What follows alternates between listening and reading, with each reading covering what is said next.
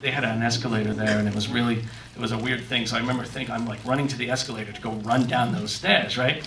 And I got to the top of the escalators, I was about to run down, and there he is at the bottom of the escalator. So now I'm like faced with this dilemma.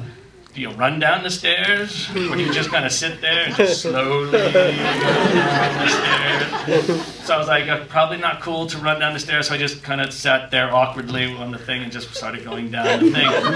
And I'm getting closer to him, and he's just standing there waiting. And as I'm getting closer, I realize it's like literally like a shot out of his movies, where it's just kind of going in on his face. And before you know, he's full screen right there. And he just puts out his hand and was like, hey, I like what you really did on this.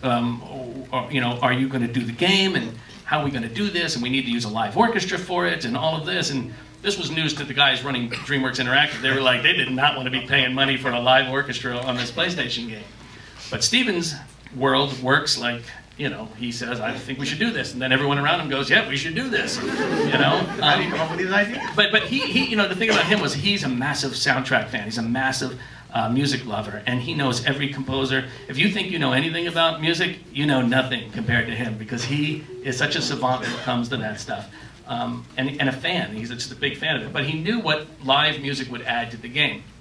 So, you know, with his support, we were able to do that. And that was my first real kind of job, you know, working with a live orchestra. And I was scared to death, and I made a bunch of mistakes, but I learned a lot too. And when that job was done, he said, hey, I'm going to do this game, Medal of Honor, which is loosely based on what I'm doing right now, which is Saving Private Ryan. And he was really into World War II at the time, when, you know, we just scored that. And I was like, sure.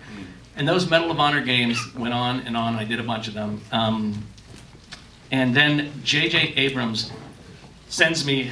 Can I just say something? Yeah. I remember we were on the stage for this, and you recorded, you recorded the whole Medal of Honor again. We did. When we were doing the recording for Super 8, we got done early, so I brought in a whole suite from Medal of Honor, and we recorded it for Steven to give to him as a thank you. And it was very nice. And then he came out, remember he came out, he went out and he spoke to the orchestra, and he said, you guys will all have jobs, because Michael really likes working with people. Yes, right. I love he got a big ovation. I remember that was very touching. Yeah, because we're in an age where a lot of times people would just go for the synthesizer, as opposed to a live orchestra. Now, synthesizers are great, but where I have a problem is like when you're using it to replace a violin. If you use a synth violin, you know, synths are awesome because they create these amazing sounds and textures, and for that, I love it. Jerry Goldsmith did it all the time, was the best at it. But when you have these synth orchestra patches and things like that, I'm like, that's not real, and you're not teaching anyone anything about music by letting them hear this stuff, you know?